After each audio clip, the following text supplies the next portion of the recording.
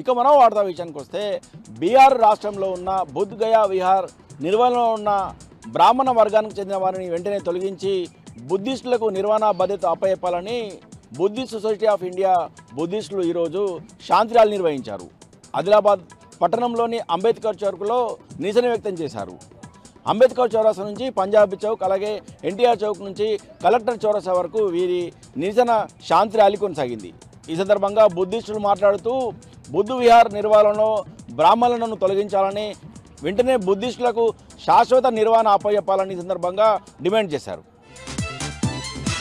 నిర్మల్ జిల్లా వార్తల విషయానికి వస్తే చెయ్యని నేరానికి విదేశాలలో శిక్ష అనుభవిస్తున్న బాధితులకు బీఆర్ఎస్ పార్టీ ఖానాపూర్ నియోజకవర్గం ఇన్ఛార్జి బుక్యా జాన్సన్ నాయక్ అండగా నిలిచారు. ఖానాపూర్ నియోజకవర్గం కడెం మండలానికి చెందిన 4 యువకులు అలాగే దసూరాబాద్ మండలానికి చెందిన ఒక యువకుడు మొత్తం 5 మంది పొట్టకూటి కోసము విదేశాలకు వెళ్లారు. మలేషియాలో పనిచేస్తూ అక్కడ చెయ్యని నేరానికి జైల్లో శిక్ష అనుభవిస్తున్నారు. బాధితులకు సంబంధించిన కుటుంబ సభ్యులు జాన్సన్ నాయక్ను సంప్రదించి తమ గోడును వెళ్లబోసుకున్నారు. అయితే జాన్సన్ నాయక్ వెంటనే స్పందించి స్వయంగా మలేషియాకు వెళ్ళి ఈ సంఘటనపై ఆరా తీశారు. తన సొంత ఖర్చులతో న్యాయవాది నియమించారు. త్వరలోనే వారిని ఖానాపూర్కు రప్పించేందుకు ప్రత్యేక చర్యలు చేపట్టారు.